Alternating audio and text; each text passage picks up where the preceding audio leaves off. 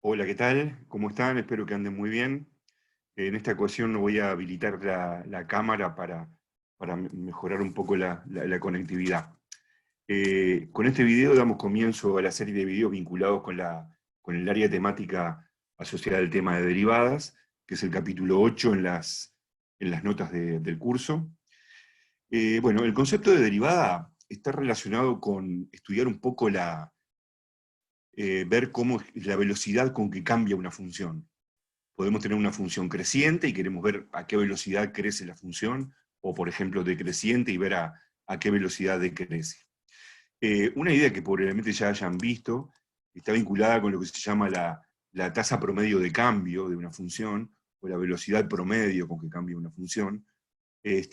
Para eso vamos a hacer lo siguiente: fijemos dos puntos de la gráfica de la función, un punto A de coordenadas x1, f de x1, y un punto B de coordenadas x2, f de x2.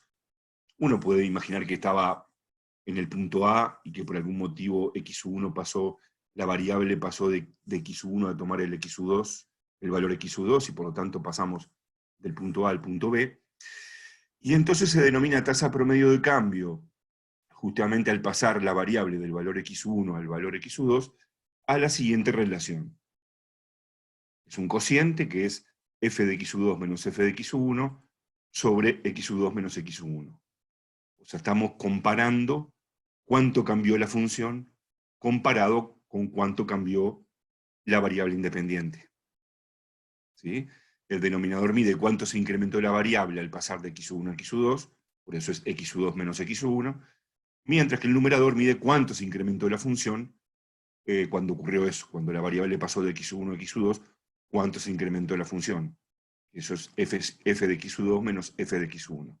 Así que eso es lo que se suele llamar este cociente, esta comparación, tasa promedio de cambio o velocidad promedio de la función entre x1 y x2. Veámoslo gráficamente. Acá tenemos graficada, bueno, una función cualquiera, el punto A de coordenadas x1, f de x1, un punto B de coordenadas x2, f de x2. ¿Dónde vemos el incremento de la variable independiente? x2 menos x1. Bueno, es esta distancia, ¿verdad? Es esta distancia, que justamente, bueno, esto nos remite a este triángulo rectángulo que estamos aquí, que tenemos acá, cuya hipotenusa es justamente la cuerda AB, que une los dos puntos AB, y por otra parte, f de x2 menos f de x1 es esta otra distancia. O sea, f de x2 menos f de x1 es la medida de este cateto, y x2 menos x1 es la medida de este cateto. Por lo tanto, la relación entre la medida del cateto opuesto a este ángulo sobre el cateto adyacente a este ángulo es la tangente trigonométrica de este ángulo del triángulo rectángulo, y por lo tanto ya sabemos que eso es la pendiente de la recta B. Así que en estas circunstancias, la tasa promedio de cambio, cuando pasamos de la variable de x1 a x2, no es otra cosa que la pendiente de la recta AB. Probablemente el concepto más claro que tengamos de velocidad tiene que ver con el movimiento de las cosas, ¿no? Yo qué sé, el movimiento de un auto, por ejemplo, ¿no? Cuando hablamos de velocidad de un auto. Y veamos un ejemplo referido a esa manera.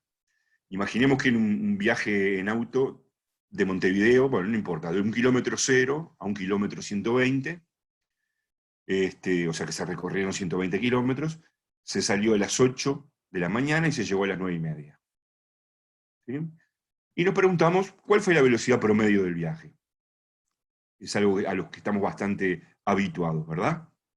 Uno dice, bueno, tengo que comparar la distancia recorrida con el tiempo que empleamos en recorrerlo. Esta velocidad promedio sería la tasa promedio de cambio de la distancia recorrida en función del tiempo. ¿Sí? Así que la velocidad promedio es la tasa promedio de cambio de la distancia recorrida en función del tiempo empleado en recorrer. Entonces, en este caso, esto quedaría: la distancia final es 120, la inicial es 0, y el tiempo utilizado, la diferencia de tiempo utilizado para recorrer esa distancia fue de 1 hora y media. Bueno, cuando hacemos el cociente, eso nos da 80, así que habitualmente uno dice, bueno, la velocidad promedio del viaje, de este viaje más o menos largo, fue de 80 kilómetros por hora. Por supuesto que esto nos está dando demasiados detalles, ¿no? En algún momento nadie dice que se fue siempre a 80 kilómetros por hora. Con esta información solo tenemos esto que denominamos velocidad promedio de todo el viaje. En algunos tramos se puede haber ido mucho más rápido y en otros tramos mucho más lento. Entonces, por ejemplo, supongamos que al pasar por el kilómetro 50 eran las 8 horas y 45 minutos. O sea que habían pasado 45 minutos hasta llegar al kilómetro 50. ¿Cuál será la velocidad promedio en este primer tramo? Bueno, hacemos lo mismo, ¿no?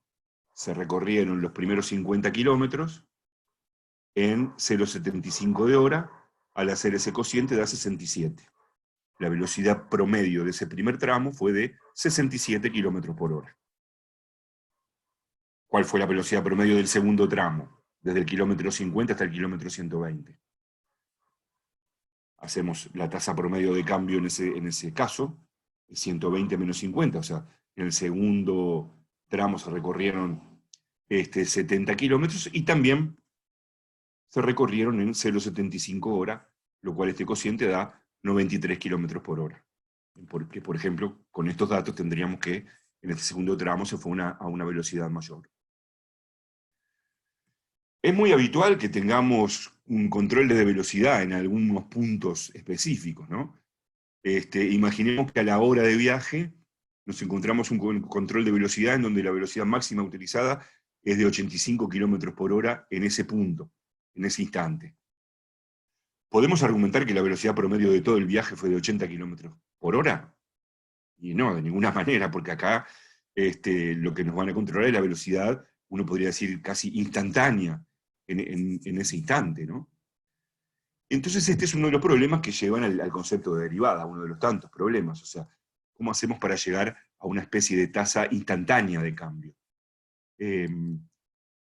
¿No? Porque eso es lo que estamos precisando, ¿cuál es la velocidad exactamente en ese instante? Bueno, con los datos que teníamos hasta ahora no podemos llegar a obtener eso. Entonces supongamos que tenemos ahora mucha más información, que se nos da como dato una función que nos da la distancia recorrida por el auto, medida en kilómetros, en función del tiempo transcurrido medido en horas, desde que salimos de Montevideo. Para fijar ideas pongamos una fórmula concreta, f de t igual 20t cuadrado más 50t, eso va midiendo los kilómetros del viaje, desde t igual 0, que es el instante inicial, el comienzo del viaje, t igual 0 correspondería a las 8 de la mañana, ¿sí? Hasta t igual 1,5, que correspondería a las 9:30. Observen que en t igual 0 esto da 0, efectivamente, cuando t vale 0 todavía no recorrimos ningún kilómetro, y cuando t es 1,5, si se hacen la cuenta acá, eso da 120, que era lo que tenía que dar. Pero entonces ahora tenemos muchísima más información, tenemos de forma detallada cuál fue la distancia recorrida en cada instante de tiempo t. Bueno, y estaríamos necesitando lo que sería la velocidad instantánea en t igual 1, a la hora del viaje. O sea, la tasa instantánea de cambio de esta función en el instante t igual 1. ¿Cómo podemos llegar a eso? Bueno, una idea puede consistir en decir, bueno, calculemos velocidades promedio, porque es lo que sabemos hacer, pero en intervalos pequeños, intervalos bien cercanos al t igual 1. Por ejemplo, entre 1 y 1,1. Si calculamos la velocidad promedio que hubo entre t igual 1 y 1,1, nuevamente planteamos lo que es la velocidad promedio, hacemos la cuenta y acá da, verifiquen, 92 kilómetros por hora. Eso parecería más razonable a una velocidad más cercana a lo que fue realmente la velocidad en el instante t igual 1, y abro comillas, ¿no? Y entonces podríamos mejorar mucho más tomando intervalos cada vez más cercanos al 1. Por ejemplo, entre 1 y 1,01. Si ahí volvemos a hacer la cuenta, da, repasen todo esto, 90,2 kilómetros por hora. Pues acá tenemos el instante t igual 1, acá el 1,1, 1,01, está más cerca, y la idea es tomar entonces algunos intervalitos cada vez más cercanos al 1. Más aún, podríamos tomar un intervalo genérico, o sea, un punto genérico t, y trabajar en el intervalo 1t. Así que vamos a considerar eso, la velocidad promedio entre el instante 1 y el instante genérico t. Eso lo podemos calcular, ahora ponemos la fórmula y vamos a calcular esto. Y luego trabajar con valores de t bien próximos al 1. ¿Cómo llegaríamos a una velocidad instantánea en t igual 1? Claro, tomando estas velocidades promedio y haciendo el límite de esas velocidades promedio cuando t tiende a 1. Efectivamente, esa es una manera razonable de definir o considerar una velocidad instantánea. Como la velocidad instantánea, en este caso, de esta función en t igual 1, va a ser el límite cuando t tiende a 1 de estas velocidades promedio. Bueno, y esto lo podemos calcular. F de t es 20t cuadrado más 50t, f de 1 es 70, por lo tanto nos queda este límite. ¿Qué pasa con el numerador? Cuando t tiende a 1, esto tiende a 20, más 50, 70, menos 70, 0, el numerador tiende a 0, el denominador tiende a 0, pero este es un tipo de límite que ya sabemos cómo calcular. 1 es raíz del numerador, así que el numerador se puede factorizar como t menos 1 por otra cosa. Hacemos esa factorización, cancelamos el t menos 1 con el t menos 1, y por lo tanto queda el límite de esto. Cuando t tiende a 1, eso da 90. O sea que podríamos decir que la velocidad instantánea, la tasa instantánea de cambio en t igual 1, fue de 90 km por hora. Y entonces con seguridad habremos recibido una multa en esa situación. Bueno, este es el concepto de derivada. Es el concepto de cómo llegar de una tasa promedio de cambio a una tasa instantánea de cambio, a una velocidad promedio con que cambie una función a una velocidad instantánea con que cambie una función.